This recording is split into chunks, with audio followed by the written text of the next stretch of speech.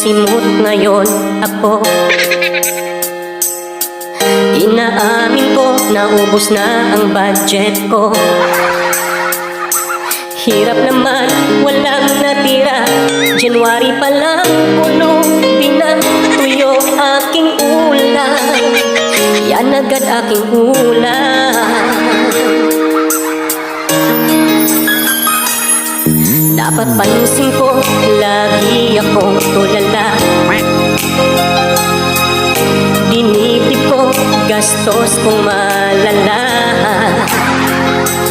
Wallet ko ay